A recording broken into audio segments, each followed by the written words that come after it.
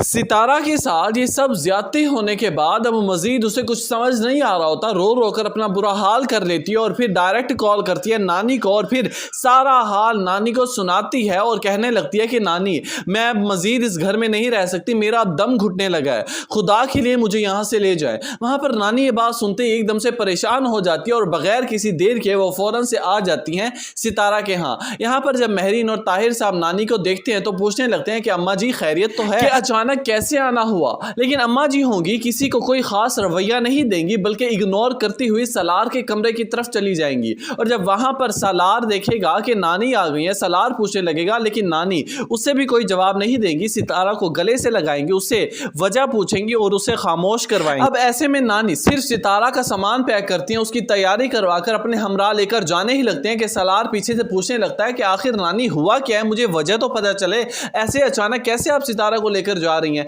नानी कहने लगेंगी कि तुम्हारी शादी करवाने में मेरा हाथ था ना, अब इसे निभाऊंगी। अब इस तरह से नानी तो सितारा को लेकर चली जाती है अपने घर, लेकिन पीछे से जो सलार की हालत होती है ताहिर साहब उसे नहीं देख सकते, बल्कि अब उन्हें तो अपना डर लगने लग जाता है कि कहीं सलार वो फैसला तब्दील ही ना कर दे कि वो अब बिजनेस में इंटरफेयर कर रहा है। ये बात ताहिर साहब को मजीद परेशान कर देगी और वो सलार को कंफर्ट जोन हासिल करने के लिए वो सितारा को लाने का फैसला करेंगे। अगले दिन सुबह को ही ताहिर साहब अपनी गाड़ी निकालते हैं और पहुंच जाते हैं नानी के यहाँ। वहां पर नानी से अपोलोजाइज करते हैं, माजरत करते हैं, सलार की गलतियों की माफी मांगते हैं और कहने लगते हैं कि बीबी आइंदा आपको इस तरह की शिकायत नहीं मिलेंगी। जबकि नानी तो पहले तो इनकार कर रही थी, सितारा को नहीं भेज रही थी, लेकिन जब ताहिर सिकंदर साहब ने अपनी गारंटी दी है कि आइंदा के बाद सितारा के साथ कोई इस किस्म की कोई बात नहीं करेगा, ना ही कोई इस तरह का बुरा रवैया इख्तियार करेगा, मैं गारंटी देता हूं। नानी ने कसम उठवाई और फिर सितारा को भेज दिया ताहिर सिकंदर साहब के साथ। अब यहां से ताहिर सिकंदर साहब ने अपना उल्लू सीधा किया, एक तीर से दो निशाने लगा दिए।